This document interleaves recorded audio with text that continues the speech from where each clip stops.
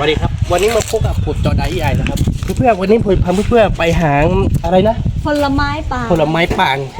ขนมในป่าครับผมจะไปเก็บถ้ามีลูกแก่งหรือเปล่าถ้ามีลูกที่มันสุกแล้วก็ผมจะหั่นให้กินนะครับผมเราจะกินว่ามันอร่อยว่าถ้าลูกมันไม่สุกก็เราจะเอาลูกออกแล้วก็มันกินกับน้ำพริกครับผมเราไม่พูดมากนะเพื่อนก่อนที่เราจะไปของคนละ1 ไลค์เพื่อเป็นกำลังใจให้กับพวกเราด้วยนะครับไปกันเลยดีกว่าเนี่ยตั้งเดี๋ยวจะตายอาจจะยองแล้วมึงจะมาแล้วไม่ค่อยติดกันเท่าไหร่ไปที่ไปที่ไปมาแล้วเนี่ยตั้งตัวไม่ได้ต้องการเองเลยด้วยไปตั้งไม่ต้องการพร้อมที่ถ้ามึงเนี่ยมึงก็เป็นเนี่ยเขาเลยตั้งไปดูเนี่ยมาได้กันลงนี่ต่อที่ก่อนลงข้างนี้ต้องขวาไม่ได้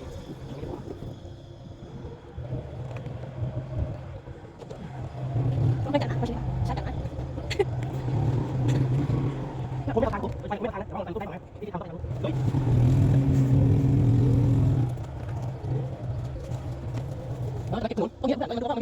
เพื่อเรามาถึงแล้วนะเราจะเข้าไปดูตรงนู้นว่ามีผลไม้ป่าแน่นอนปังนะแต่ช่วงนี้มันเป็นช่วงหน้าร้อนก็เลยแบบว่าต้นไม้มันไม่ค่อยเขียวเท่าไหร่มันเป็นแห้งๆหน่อยนึงเดี๋ยวเราจะไปดูกันว่ามันจะมีผลไม้ป่าหรือเปล่านะช่วงหน้าร้อนแบบนี้ไปเลยดีกว่า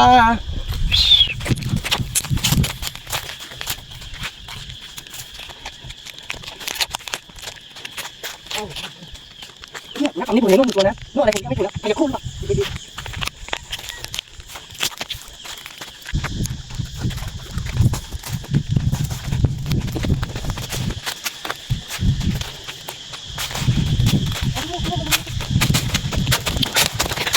เองงูอะไรงูสีว่างูอาไม่ได้ไก่ที่มันเลื้อยมาตรงนี้ผมเสร็จแล้วก็ไปโดนใบไม้ไม่หมดอ่ะไม่เจอครับผมไม่ต้องกลัว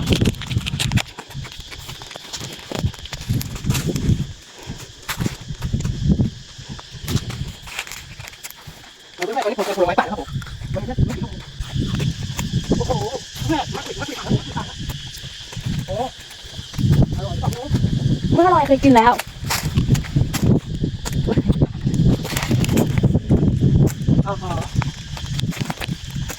ไม่โดนหนังเลย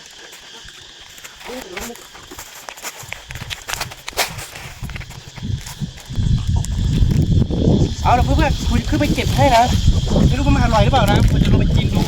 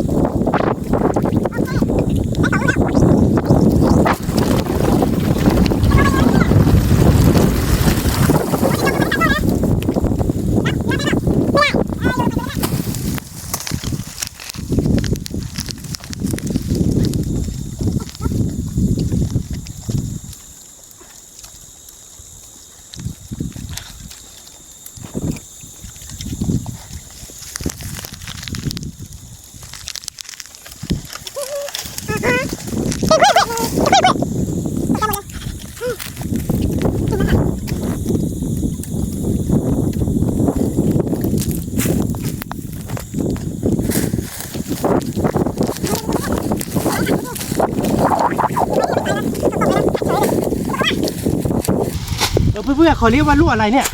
มัดปิดหรอเดี๋ยวมากินดูแล้วอร่อยตรงนะถ้าไม่อร่อยก็คือเราไม่กินนะโหว่าอร่อยเพื่อนข้างในมันเป็นขนมอะไรนะอร่อยมากดูมันเป็นขนมอะไรทองเป็นขนมอะไรผมไม่รู้นะแต่ว่าผมกินไม่ได้ มันดูหน้าตามันน่าอร่อยนะถ้าขนมพวกปางนี่ผมไม่แน่ใจนะครับพี่ดูเพื่อนน่าดูจังรุ่นมันออกมาดูกินไม่ได้เลยเราไม่กินแล้วเราจะเก็บขนมไว้ดีกว่าแล้วเราเก็บขนมกินเพื่อนพี่ครับพี่เอาละเพื่อนผลไม้เมื่อกี้ที่ผมจะดูแล้วที่ผมขึ้นไปเอาแล้วก็ผลลมมาผมเกิดจะตกไงเพราะว่ากิ่งไม้มาหักกับเพื่อนมันตกไกลมากนะแล้วก็อย่างนึงผมจะบอกให้นะผมกินแล้วมันหวานอยู่แต่ว่าเวลามันเข้าปากแล้วมันโคตรขมเลยมันไม่อร่อยกินไม่ได้เพื่อนนอกคนไหนที่ไม่รู้ว่าผลไม้ที่ผมไปเก็บเมื่อกี้มันกินได้หรือเปล่านะถ้ากินได้ก็เมย์บอกผมด้วยนะครับแต่ผมไม่แน่ใจว่ามันกินได้ไหมแล้วก็ผมลองกินแล้วแต่ว่ามันไม่อร่อยมันขมแต่ว่าพอเรากินเข้าไปรู้สึกรสชาติว่ามัน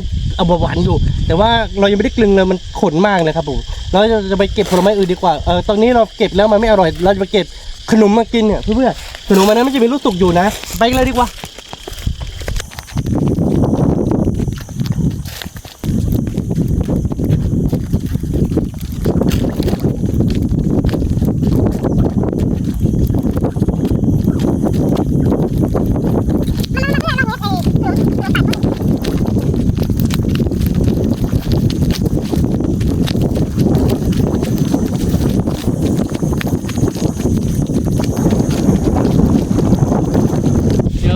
ไปเก็บให้ดูนะเพื่อนๆผมไม่รู้ว่ามันมีลูกที่มันสุกหรือเปล่าทั้งลูกที่แก่งก็ถ้าจะเก็บกินแล้วก็ไปซ่องไว้แล้วก็มันกินวันหลังก็ได้นะแต่ว่าผมไม่แน่ใจว่ามันมีลูกที่มันแก่งหรือเปล่าผมไม่แน่ใจแล้วมีแต่สีเขียวใช่ไหมผมเห็นมีอยู่ลูกนึงมันนึกว่ามันสุกแล้วนะก็ไปดูก่อนนะแต่ไม่รู้ว่าคือเป่งหรือเปล่านะไม่แน่ใจนะเพื่อนผมต้องขึ้นไปถ่ายดูหรือเปล่านะครับดูลูกมันมีเยอะแยะเต็งกระมังเลยเพื่อนแต่ฝนขึ้นไปหรือเปล่าผมยังไม่รู้แล้วก็ถ้าผมให้ผมไปถ่ายก็ไม่ได้เพื่อนเขาเซไปเลยไม่เป็นหรอกมั้งก็มันค่อนใหญ่เลยดูโอ้ยังไงวะเนี่ยอ๋อเขามันต่อตะปุ่มเพื่อนขึ้นนะครับเพื่อนมันเลยกว่าเอาลูกที่สุกไม่ใช่ดูจะผัดให้ดูว่ามันจะอร่อยขนาดไหนครับตู้แร่ราครับผมตู้แร่ตาปากกระเดียว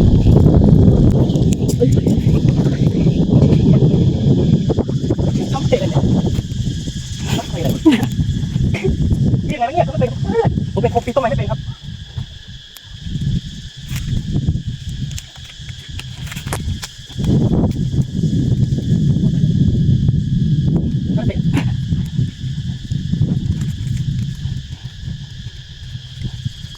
นี่ค่ะ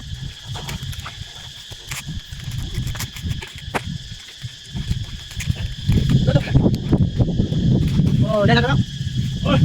มันขึ้นได้มาไม่ไงเพื่อนไม่ปิดต้นไม้ไม่เป็นนะเขาได้ปิดต้นไม้ไม่เป็นเหมือนผมเนี่ยเหนื่อยมากนะครับผมปิดต้นไม้ไม่เป็นจริงๆแต่ว่าผมทำเพื่อท่านผู้ชมได้ครับผมทำเพื่อท่านผู้ชมได้สำหรับที่นี้ของ50 ไลค์ครับผมเพื่อเป็นกำลังใจให้กับผมด้วยครับผมปิดต้นไม้ไม่เป็นยังไม่จบครับผมไม่น่าจะจบนะเพื่อนเยอะแยะเยอะมากพี่จะไปใช้หรือว่าคุณชอบจะไปไหนเดี๋ยวขึ้นไปเก็บนี่ก่อนเขาเต้นไปนะหนังผู้กล่าวเขาดิหนังผู้กล่าวเขาหนังผู้กล่าวเขา น่าดีเลยอีกตรงนี้ โอ้ยังไม่สุก จะเท่านั้น เอาขึ้นไปดูนี่แก่แล้วแต่ยังไม่สุกนะเราไม่เอาเราจะรู้ไม่สุกกันเดียวไม่รู้มันเป็นรู้ไม่สุกไหมมันไม่ได้มีมา70ลูกได้แล้วเพื่อนถ้ามันทางนี้ลูกยังไม่สุกเราไม่เอาเดี๋ยวเราจะลงไปอีกครั้งนึงฝั่งนี้ลูกก็ไม่สุกเหมือนกันครับผมแต่ว่าฝั่งนู้นลูกสุกหรือเปล่าผมเองดูลูกนึงเนี่ยใช่ก็ไม่สุกถ้ามันยังไม่สุกก็แสดงว่าแก่แล้วฝั่งนี้ก็มีลูกเก่งลูกนึงแล้วก็ยังไม่เก่งเดี๋ยวลูกไม่สุกเดี๋ยวเพื่อนอะไรดีอย่ากินข้าวกันครับผมคือผมเป็นเขาปีนต้นไม้ไม่เป็นครับผมไม่เป็นจริง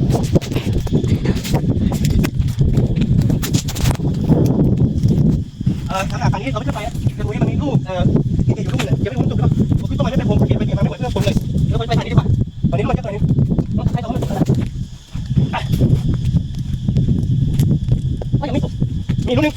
ช่วยเก็บก่อน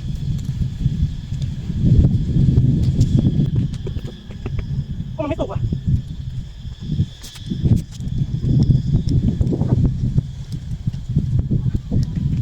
มีหรอนะเรื่องมูกันหรอ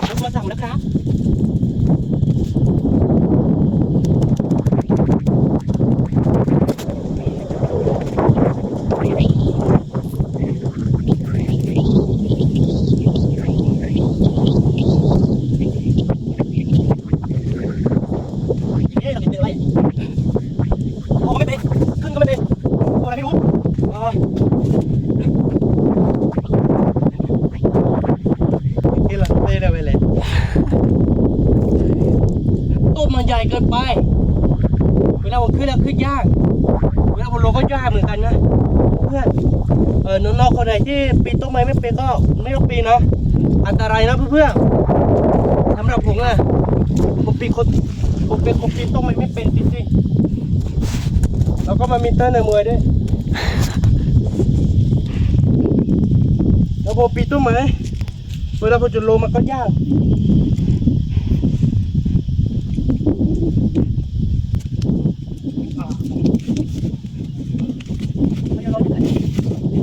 ดีป่ะ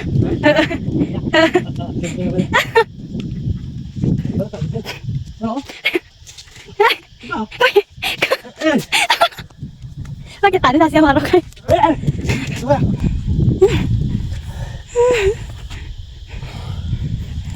เหนื่อยมากๆเลยครับผมเดี๋ยวมาดูครับเราได้แค่ลูกเดียว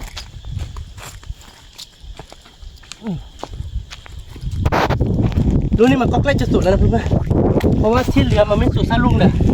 คือไปดูไปกองเนี่ยเดี๋ยวผมจะผ่านให้ดูนะผมบอกว่าถ้าผมได้ลูกที่มันสุกผมก็จะผ่านกินเลยแต่ว่าอันนี้มันไม่สุกเพื่อนๆมันดูกันว่ามันใกล้จะสุดหรือยังนะถ้าที่ผมดูก็มันน่าจะแก่แล้วแหละแต่ว่ามันยังไม่สุกโอ้เพื่อนมาดูเนื้อผมผ่าไม่เป็นไงเมื่อกี้ผมเหนื่อยผมผ่าแล้วก็มันแปลงครับแล้วก็ดูเนื้อมาสีเหลืองแล้วเพื่อนๆแล้วก็ไม่เล่นมันก็แก่แล้วก็เราก็จะเก็บไว้3-4 วันมันก็น่าจะสุกเดี๋ยวไหนผมก็มาแล้วผมจะลองกินดูซะหน่อยว่ามันอร่อยหรือเปล่านะมันน่าจะอร่อยกว่าผลไม้ที่ผมกินเมื่อกี้นะไม่เร็วเหมือนกันนะเพื่อนๆมาดูแต่มันยังไม่สุกนะแต่มันก็อร่อยเหมือนกันนะโอ้ยให้ดูผมเหนื่อยจริงๆผมปีนต้นไม้ไม่เป็นดูอันนี้คือมันใกล้จะสุกแล้วแหละเป็นสีเหลืองแล้วเนี่ยมันใกล้จะสุกแล้วเดี๋ยวผมลองกินดูนะว่ามันอร่อยจริงหรือเปล่านะ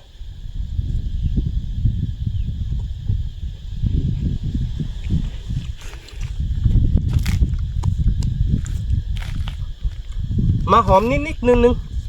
แต่ว่ามันยังไม่อร่อยเท่าไหร่นะเพราะว่ามันยังไม่สุกเนี่ยแต่ว่ามันใกล้จะสุกแล้วแหละมีเยอะมากเลยโบต้งมันน่าจะมีประมาณไม่ต่ำกว่า50 รุ่นเพื่อนๆคนไหนที่ปีนต้นไม้ไม่เป็นก็คือไม่ต้องปีนนะถ้าปีนเหมือนผมเนี่ยมันไม่เหมือนลิงนะเพื่อนๆมันเหมือนหมาปีนต้นไม้อะเพื่อนเดี๋ยวเอาละเพื่อนๆสำหรับคลิปนี้ก็คนไม่มีอะไรมากหรอกถ้าชอบใจคลิปของผมก็ขอบคุณละ1 ไลค์เพื่อเป็นกำลังใจให้กับผมด้วยนะครับอยากให้ผมไปทำอะไรก็เมย์บอกผมนะครับผมเดี๋ยวผมจะไปทุกที่ที่มีทางครับแต่ถ้าให้ไปไกลๆผมไม่มีรถที่จะไปครับผมเจอกันคลิปวิดีโอนะครับสวัสดีครับผม